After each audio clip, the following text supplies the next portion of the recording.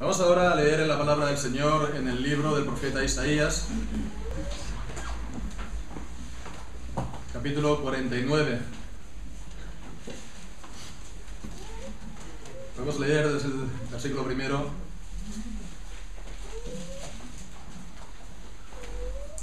hasta el versículo 9. Dice así la palabra del Señor. Oídme, costas, y escuchad, pueblos lejanos. Jehová me llamó desde el vientre. Desde las entrañas de mi madre tuvo mi nombre en memoria. Y puso mi boca como espada aguda, y me cubrió como la sombra de su mano, y me puso por saeta bruñida, y me guardó en su aljaba, y me dijo: mi siervo eres, oh Israel, porque en ti me gloriaré. Pero yo dije: por demás he trabajado, en vano y sin provecho he consumido mis fuerzas, pero mi causa está delante de Jehová, y mi recompensa con mi Dios. Ahora pues, dice Jehová, el que me formó desde el vientre para ser su siervo, para hacer volver a él, a Jacob, y para congregarle a Israel, porque estimado seré en los ojos de Jehová, y el Dios mío será mi fuerza.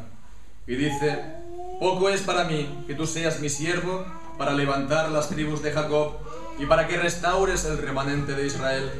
También te di por luz de las naciones, para que seas mi salvación hasta lo postrero de la tierra. Así ha dicho Jehová, Redentor de Israel, el santo suyo, al menospreciado de alma, al abominado de las naciones, al siervo de los tiranos. Verán reyes y se levantarán príncipes, y adorarán por Jehová, porque fiel es el santo de Israel, el cual te escogió. Así dijo Jehová: en tiempo aceptable te oí, y en el día de la salvación te ayudé, y te guardé, te guardaré, y te daré por pacto al pueblo, para que restaures la tierra, para que heredes asoladas heredades, para que digas a los presos: salid, y a los que están en tinieblas: mostraos. En los caminos serán apacentados, y en todas las alturas tendrán sus pastos. Amén. Amén. El Señor bendiga su santa palabra.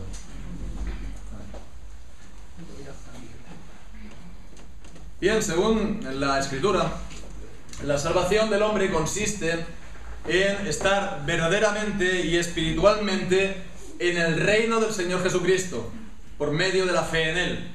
El apóstol Pablo, en el primer capítulo de Colosenses, en el versículo 13, pues dice que Dios nos ha librado de la potestad de las tinieblas y nos ha trasladado al reino de su amado Hijo.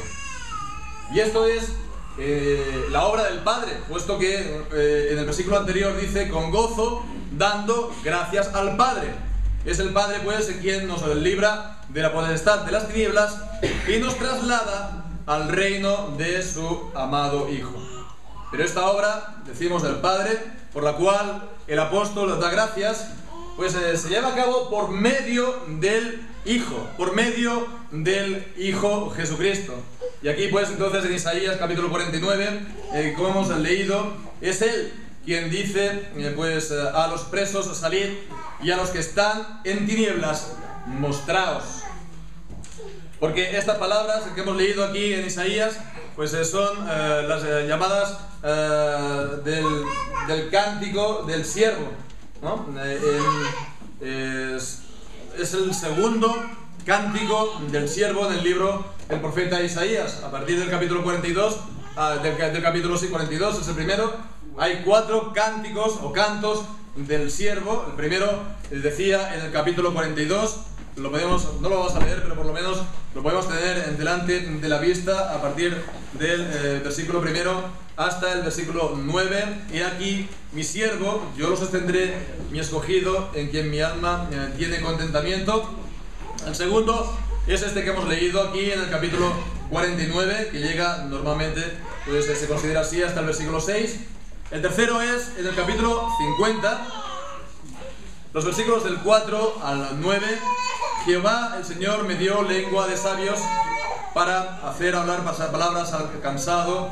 Despertará mañana tras mañana, despertará mi oído para que oigan como sabios. Y el último es Isaías 53, el conocido pasaje de Isaías 53, cuando pues está hablando del varón de dolores experimentado en quebrantos. Entonces, bueno, que comienza también en los últimos versículos del capítulo 52, versículo 13.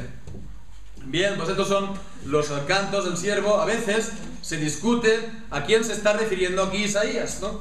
Y si hablamos con judíos o con mesiánicos tal vez, con sionistas incluso, bueno, van a decir que está hablando de Israel, del pueblo mismo de Israel, de la nación de Israel. Pero vemos que esto no es así. En el versículo 5 del capítulo 49 que hemos leído, vemos que Él tiene una función con el pueblo de Israel. Dice aquí en el versículo 5, ahora pues dice Jehová, el que me formó desde el vientre para ser su siervo, para hacer volver a él a Jacob, y también para congregarle a Israel. Es el quien congrega a Israel, no es Israel mismo. Ahora bien, sí que es cierto que en los cantos del siervo, además de tener esta función que hace para con Israel, además vemos que Él lo representa. Él lo está, por así decirlo, personificando en su persona. De manera que Él es el verdadero Israel. El verdadero Israel. Como por ejemplo vemos en el libro del profeta Oseas, el capítulo 11, versículo 1, cuando dice: de Egipto llamé a mi hijo. Está hablando allí de Israel. Se está refiriendo también a la salida del Éxodo, de Egipto. Y entonces vemos en los evangelios que está hablando de Cristo. Cuando, después de la persecución de Herodes, se va a Egipto y de ahí lo saca, lo trae el Señor. Cristo es el verdadero Israel y en Él está comprendido todo el verdadero pueblo del Señor, el Israel de Dios. Lo que dice entonces aquí los cantos, primeramente entonces es para el siervo, pero también hemos de discernir en ellos también aquello que se refiere también al pueblo que él personifica y él representa. Hemos leído entonces estos versículos para también leer un poco el contexto, pero en esta mañana nos vamos a centrar sobre todo en el capítulo, en los versículos 8 y 9. Los versículos 8 y 9, cuando dice: en tiempo aceptable te oí y en día de la salvación te ayudé. Esta frase la está citando también el apóstol Pablo en 2 de Corintios, en el capítulo 6. Entonces vemos a qué se está refiriendo: a los tiempos del Mesías, a los tiempos de Cristo. Está hablando del tiempo de la predicación del Evangelio. En tiempo aceptable te oí y en el día de la salvación te ayudé y te guardaré. Y dice a continuación: te daré por pacto al pueblo para que restaures la tierra, para que heredes asoladas heredades, para que digas a los presos salid y a los que están en tinieblas mostraos. Entonces en estos versículos nos podemos encontrar con dos grandes verdades o enseñanzas acerca de este reino de Cristo, el reino del Hijo. La primera, que nos habla acerca de qué consiste, en qué consiste este reino, y la segunda también acerca de las obras del Hijo en él. Primeramente, la primera enseñanza, ¿en qué consiste este reino? Vemos primeramente que en él Cristo es ofrecido al pueblo en forma de pacto. Cristo es ofrecido al pueblo en forma de pacto. Leemos aquí: te daré por pacto al pueblo. Te daré por pacto al pueblo. Fijémonos que aquí está hablando de que Cristo mismo, el Hijo mismo, nos es dado por pacto, como pacto. Se puede decir que Él es el pacto. Cristo es el pacto. Y esto nos lleva atrás, mucho atrás. Esto nos lleva a la fundación del mundo, hasta antes de la fundación del mundo, hasta antes de la creación. Nos lleva al pacto de la salvación, al pacto de la redención entre el Padre, entre el Hijo y el Espíritu Santo, las personas de la Trinidad. el Padre acordó dar un pueblo elegido al Hijo. Y este, a su vez, pues también acordó el venir a su debido tiempo a hacer todo lo necesario para su salvación. Entonces él acordó el encarnarse, el hacerse hombre, el obedecer perfectamente toda la ley de Dios. Él también, pues, el morir conforme a lo que dice la ley de Dios por el pecado, ¿no? También resucitar por ellos y también, pues, ascender a los cielos y después, al último tiempo, pues, volver también a regresar también por ellos. Este es el pacto de la salvación, de la redención, del que nos habla, por ejemplo, el mismo Señor Jesucristo en Juan capítulo 17. Todo el capítulo en realidad pues está lleno de esta enseñanza. Podemos leer primeramente el versículo 2. Dice, como le has dado, está hablando al Padre, le has dado potestad sobre toda carne para que dé vida eterna a los que le diste. El Padre pues le dio un pueblo al Hijo, el pueblo elegido. Y dice en el versículo 4, yo te he glorificado en la tierra, he acabado la obra que me diste que hiciese. Vemos la obra, ¿no? Este acuerdo entre el Padre y el Hijo. Entonces el Cristo acuerda hacer esta obra de salvación y el Padre entonces acuerda darle este pueblo elegido al Hijo. También podemos ver esto en Gálatas, en el capítulo 3. Podemos ver aquí también dos versículos, capítulo 3, versículo 15 y 16, cuando dice, hermanos, hablo en términos humanos, un pacto, aunque sea de hombre, una vez ratificado, nadie lo invalida ni le añade. Ahora bien, a Abraham fueron hechas las promesas y a su simiente. No dice y a las simientes como si hablase de muchos, sino como de uno, y a tu simiente, la cual es Cristo. Entonces vemos que realmente el Padre hace pacto con la simiente, con Cristo, porque dice también, versículo 17, el pacto previamente ratificado por Dios para Cristo, con Cristo, pues la ley que vino 430 años después no la abroga. Entonces vemos este pacto entre el Padre y el Hijo en el Espíritu Santo, la Trinidad, desde antes de la fundación del mundo, desde antes de la creación. Es un pacto, por lo tanto, acabado, es un pacto, por lo tanto, completo en Cristo, y en él también, en Cristo, su pueblo. Porque decíamos, el pueblo que está comprendido en Cristo, que está, que Cristo representa como cabeza. Bien, pues por eso la salvación del pueblo de Dios es segura. Por eso la salvación del pueblo no cae. Por eso podemos también estar seguros de la salvación. ¿Por qué? Pues porque está basada en la eternidad, está basada en los propósitos de Dios, está basada en ese pacto entre las personas de la Trinidad, está basada en la elección gratuita de Dios, en la gracia soberana de Dios, en los propósitos soberanos de Dios que no caen. Este es el pacto eterno, pero este pacto también, ahora en el tiempo, está siendo manifestado en la historia. Y no solamente manifestado, sino que, como dice también la confesión de fe de Westminster en el capítulo acerca del pacto, también dice que se administra en la historia. Sí, no solamente es algo en la eternidad, hoy en día también se da a conocer. Es el pacto de la gracia. Ya digo, no solamente se da a conocer, también Dios lo administra hoy día. Dios estableció este pacto con Abraham en Génesis 17, y ese fue un pacto eterno, un pacto una vez y para siempre, ¿verdad? Y lo concertó con, hemos visto en Gálatas 3, con él y con su descendencia, ¿verdad? Y fijémonos entonces, estamos hablando del pacto eterno y del pacto también de la gracia en Abraham. No son dos pactos de esencia distinta, se puede decir, sino que el pacto ahora en la historia, el pacto de la gracia, es la manifestación de salvación desde antes de la fundación del mundo, es la administración por Dios de este mismo pacto.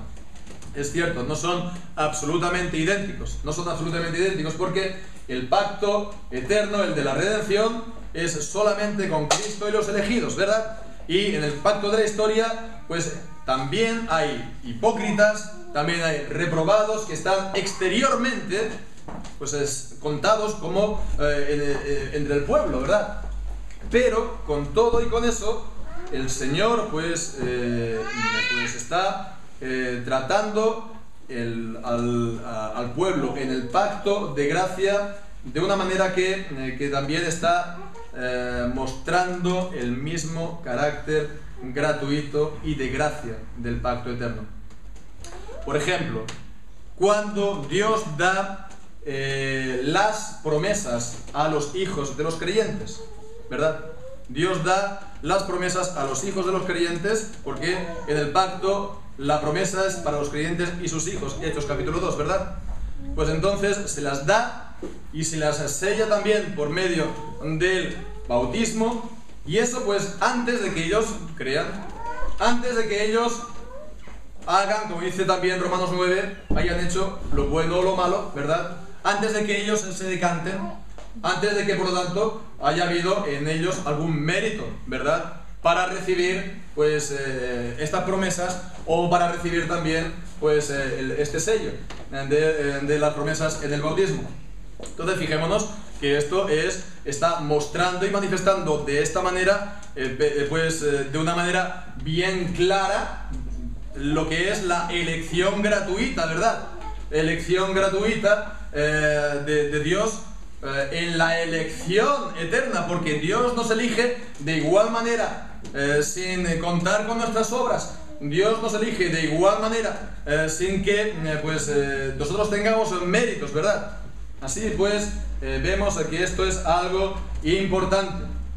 Es algo, por lo tanto, esta ordenanza del bautismo y del bautismo también de los infantes, de los hijos de los creyentes, porque si no, pues no se les da a ellos también la promesa, se les priva de la promesa, y entonces, en vez de considerarlos como miembros y parte de la iglesia visible, ¿no? Pues se les pasa, como dice Efesios 2, a considerar como extranjeros y como advenedizos, como extranjeros ajenos al pueblo de Dios y a las promesas del pacto de salvación. Entonces es algo a tener en cuenta, es algo también importante, porque Dios lo ha instituido en su santa palabra al establecer el pacto con Abraham. Génesis capítulo 17, ¿verdad? Génesis capítulo 17 que ordenó que la señal del pacto sea para él y sus hijos. Y nos dice en Gálatas capítulo 3 que los creyentes, Gálatas capítulo 3 y Romanos capítulo 4, somos hijos de Abraham. Somos hijos de Abraham. Dice entonces aquí que si vosotros sois de Cristo, versículo 29, ciertamente linaje de Abraham sois, y herederos según la promesa. Vemos la promesa del pacto dada a Abraham. Ciertamente linaje de Abraham, descendencia de Abraham sois. Bien, pues todo esto, pero en todo caso el punto que a retener aquí en todo esto es que el pacto de la redención ha sido, pues hemos dicho, es manifestado, es administrado ahora en el de gracia, y que este pacto de la gracia, en él Cristo nos es ofrecido.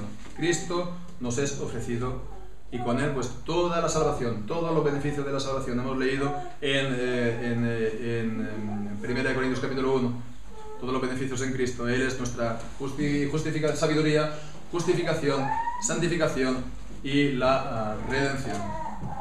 Cristo pues se nos ofrece de esta manera por medio de la predicación de la palabra, por medio de la predicación del evangelio, por medio también de los sacramentos, de la cena y también del bautismo.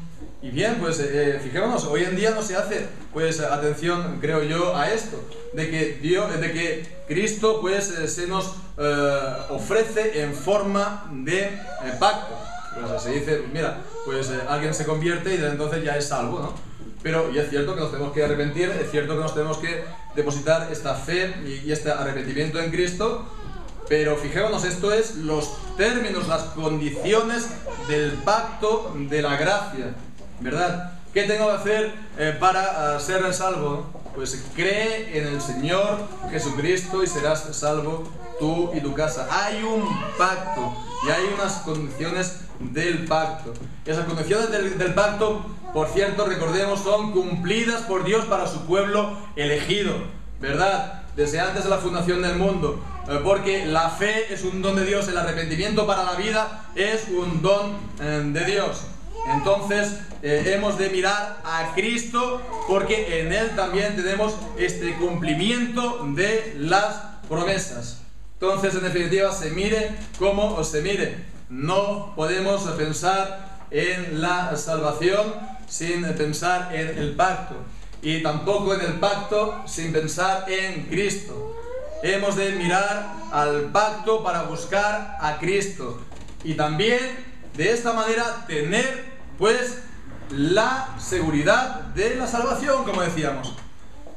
El pacto de Cristo es para nosotros pues una fuente de la seguridad de la salvación, saber pues la eficacia de la gracia de Dios, que está basada pues en su elección gratuita en Cristo. De ahí pues nosotros recibimos también consolación, los creyentes somos fortalecidos en la fe. Nosotros tenemos pues muchas debilidades en nosotros mismos, tenemos nosotros miserias en nosotros mismos, pero hemos de mirar a Cristo, a Él, que es el pacto mismo, ¿verdad? Y Él lo ha cumplido para su pueblo. Entonces, de ahí también debe venir, ¿no?, nuestro deseo de guardar plenamente el pacto de Dios por entero, de ser hallados nosotros y los nuestros también, nuestra casa, nuestros hijos, en el pacto de Dios. Bien, pues esto en cuanto decíamos al primero de estas grandes enseñanzas, que nos encontramos aquí, que el reino, pues en el reino Cristo nos es ofrecido por medio o en forma de pacto. Y ahora vamos a pasar pues a esta obra, la segunda, que sería la obra del Hijo en el reino.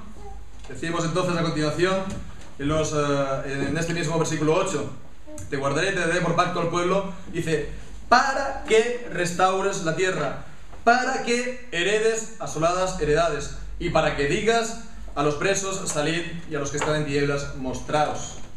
Lo que hemos visto aquí, pues vemos que esta obra, en resumidas cuentas, es una obra de restauración,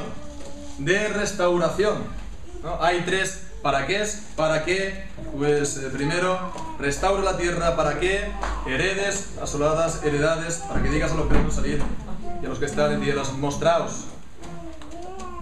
Si nos damos cuenta también de estas tres, las dos primeras tienen el mismo sentido. Dice que para que restaures la tierra, para que heredes asoladas heredades. Esta primera palabra, restaurar, literalmente es hacer levantar, hacer poner de pie algo que se había caído. Algo que se había caído, pues lo pones de pie. Es el mismo sentido que leemos en Hechos capítulo 15, en el versículo 16. Hechos 15, versículo 16. Que es, en el primer, digamos, gran sínodo, concilio de la Iglesia, pues leemos allí la profecía del profeta Amós, Amós 9:11, que está citado aquí. Dice: después de esto volveré y reedificaré el tabernáculo de David que está caído, y repararé sus ruinas y lo volveré a levantar. Entonces, volver a levantar aquello que pues había sido primeramente caído. En cuanto a la segunda frase, dice heredades asoladas. Entonces aquí se está refiriendo a las heredades de Israel, es decir, a las tierras que Dios dio a cada tribu, que Dios dio a cada familia por medio de Moisés. Estas tierras sabemos que se tenían que transmitir de generación en generación, no podían ser vendidas, no eran pues heredades que podían pasar de una tribu a otra. Entonces era algo sagrado, ¿verdad? Pero dice que eran asoladas. Aquí está hablando, por lo tanto, del juicio de Dios. Aquí está hablando pues de que el pueblo, por sus pecados, pues iba a ser llevado al cautiverio, y fue llevado al cautiverio. Entonces esas tierras pues vendría pues a la ruina, ¿verdad? Las casas abandonadas pues se vendrían abajo, las tierras pues sin cultivar pues serían pues estarían hechas pues una ruina. Todo sería una ruina en el pueblo de Dios como juicio por sus pecados. Entonces, fijémonos esto, primeramente el versículo 8 nos está hablando de esta obra de restauración, primeramente no en cuanto a los individuos, sino primeramente en cuanto al pueblo, primeramente en cuanto a la comunidad, ¿verdad?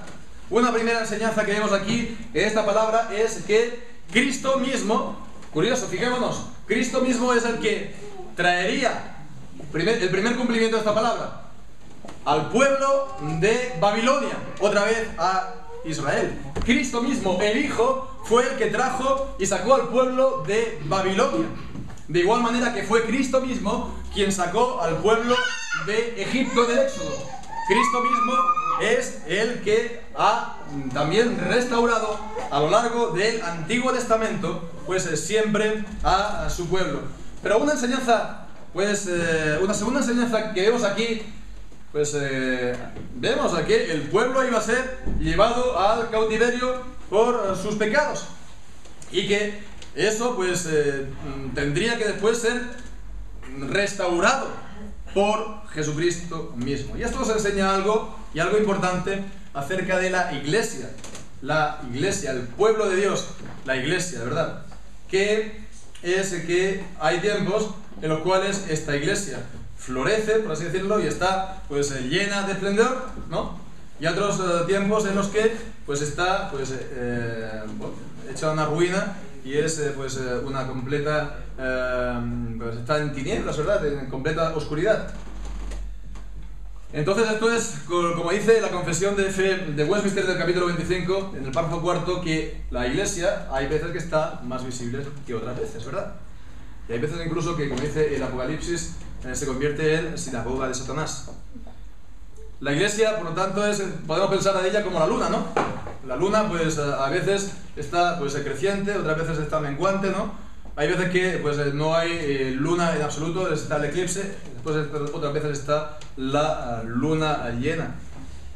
Y es lo que vemos en la historia de la iglesia, en la Biblia y también en la historia.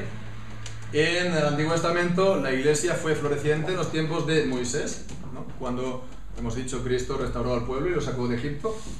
También en los tiempos de David y de Salomón, aunque ya sabemos que ellos también pecaron y que vino el juicio de Dios pues al pueblo. Y el pueblo pues entró en una grave decadencia, se llenó el pueblo de idolatrías, hasta en el mismo templo de Dios, en el reinado de Manasés, se puso una imagen de Asera, y el Señor, por lo tanto, como hemos visto, los llevó otra vez a la deportación. Y el pueblo en Israel, pues otra vez vemos en el estado que estamos viendo aquí, en ruina, en oscuridad, y allí, como vemos en el libro de Esther, pues el libro de Daniel, bajo grave peligro, ¿no? Incluso de ser exterminado. Pero el Señor fue fiel y lo trajo otra vez, el Señor Jesucristo, otra vez a la tierra. Bien, pues por resumir, con Jesucristo mismo vino a la tierra pues el reino mismo de Dios, en persona, en Jesucristo mismo. Y entonces Él predicó el reino de Dios, y también los apóstoles lo hicieron a todas las naciones de la tierra. Y bueno, pues ya sabemos también cómo esto fue en la historia. Al principio, ¿qué es lo que encontraron los creyentes? Encontraron la iglesia. Una gravísima persecución, y miles de creyentes fueron martirizados, ¿verdad? Y los creyentes se reunían en las catacumbas y se reunían fuera de las ciudades, porque estaban bajo una terrible persecución por los emperadores romanos, hasta que hubo la conversión del emperador Constantino, y se acabó esta persecución. Y parecería, se convierte aquí el emperador, que ahora pues todos los reyes de la tierra, como dice la Biblia, va a dar la gloria a Dios, y va a ser incluso aquí el milenio sobre la tierra. Y bueno, y ciertamente también en aquel tiempo Dios levantó a grandes pastores y también grandes maestros, teólogos, que son los que se conocen entre comillas como los padres de la iglesia. Y bueno, pues fue un tiempo, sí, se puede decir, de gran esplendor en los tiempos que se conoce como de la patrística, ¿no? De los primeros siglos, hasta que también pensemos que al mismo tiempo continuaba el misterio de la iniquidad. Y al mismo tiempo había terribles herejías, y sobre todo en el oriente, en la parte del Imperio Romano del Oriente. Era la parte más sofisticada, era la más culta, ¿no? Lo del occidente eran las 4 tribus bárbaras, y ahí habían guardado toda la cultura del Imperio Romano, y ellos eran muy inteligentes y estaban pues una tras otra y enviando nuevas herejías. Y bueno, hasta que el juicio de Dios vino y vinieron pues ¿qué? Los mahometanos, ¿no? Como se decía antiguamente, los musulmanes. Fijémonos, ¿no? Lo que ahora son todos estos países musulmanes, antiguamente era países cristianos. No solamente cristianos, eran la flor y nata del cristianismo, ¿no? Egipto, Libia, Turquía, todo eso era la flor y nata de la cristianismo, la cristiandad, pues bajo el juicio de Dios que son ahora.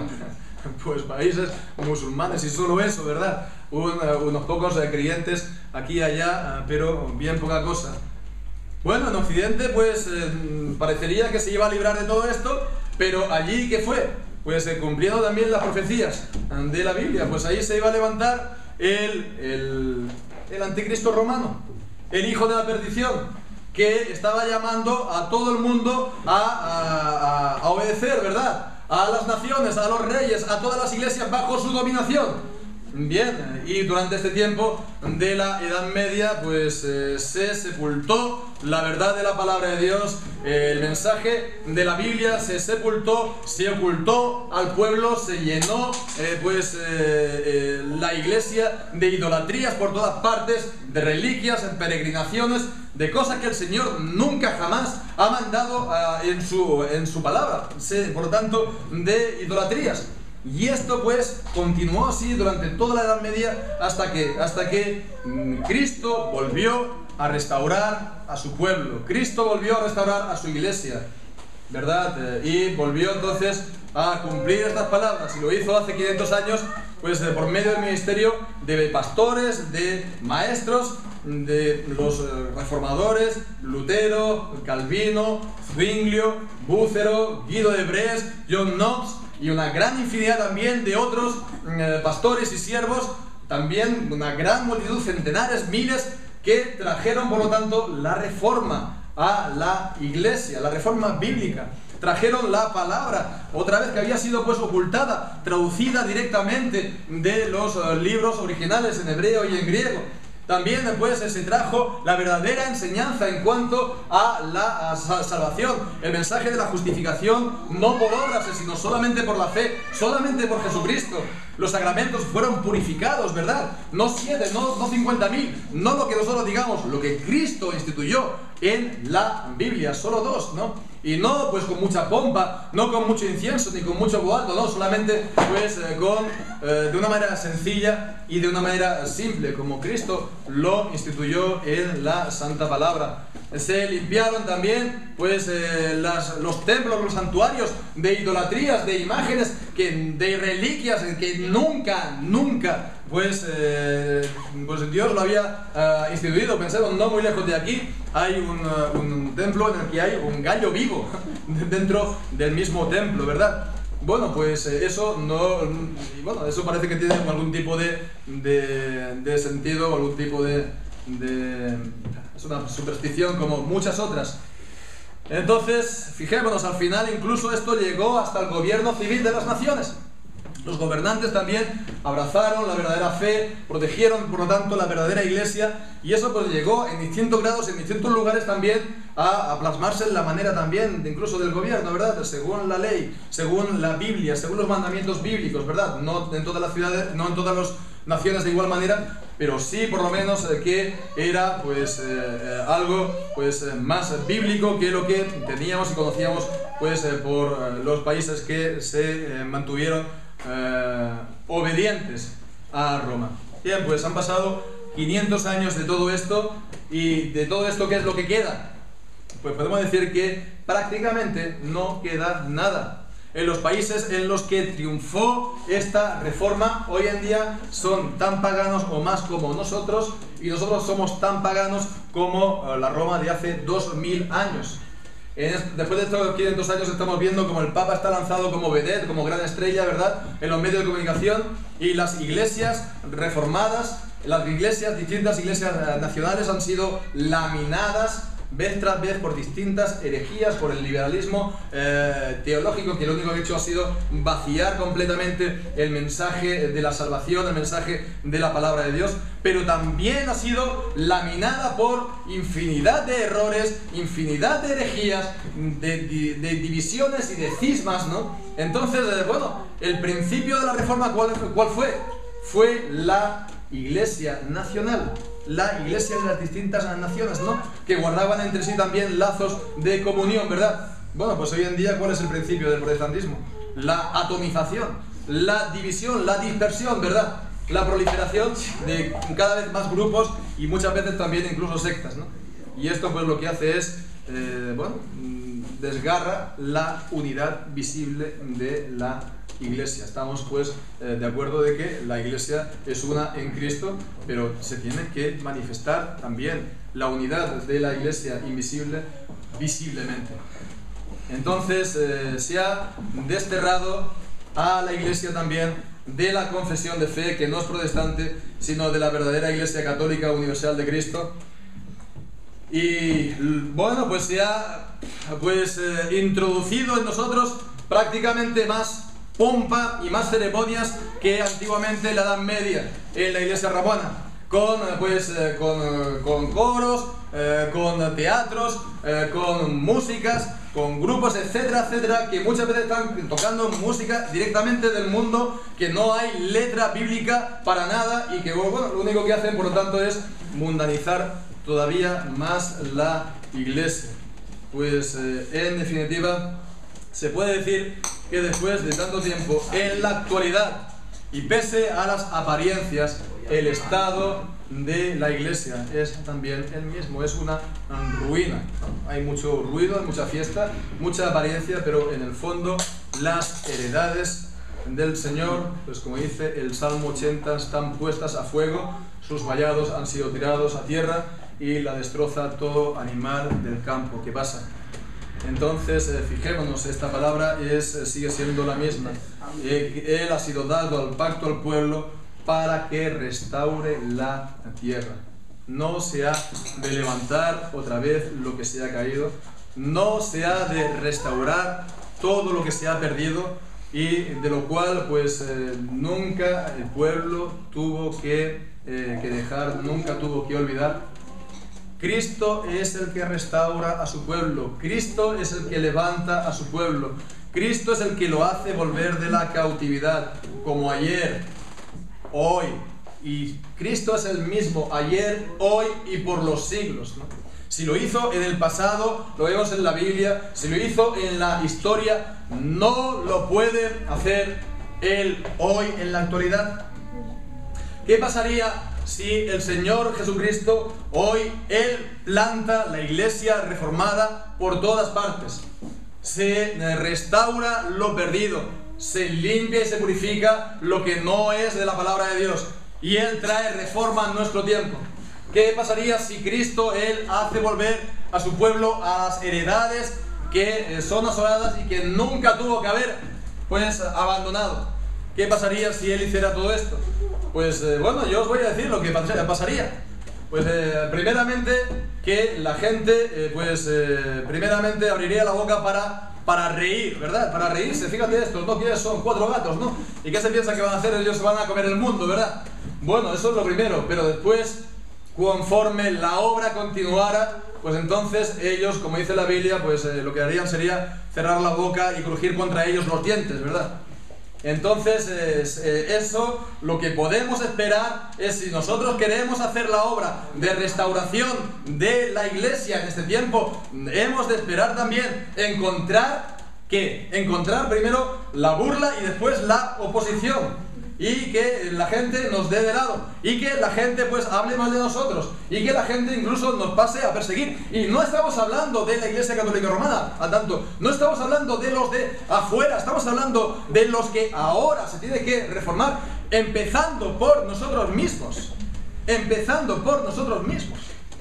Pero no hemos tampoco nosotros de amedrentarnos o decir, no, mira, esto es demasiado. No, porque si nosotros nos mantenemos fieles y continuamos guardando la palabra de Dios, en la sencillez de la palabra de Dios, no con lo que, no sé, con todas las pompas y las ceremonias, no, la sencillez de la palabra de Dios, la obra continuará y ellos no lo van a poder impedir. Y al final ellos van a tener ellos mismos que reconocer que Dios está con nosotros. Y ellos van a incluso pues reconocer esta obra de Dios. Entonces, ante ello, la gran pregunta que nos tenemos que plantear todos nosotros ahora en este momento es en qué sitio queremos estar. ¿En qué sitio queremos estar? Y esto desde el momento mismo de partida.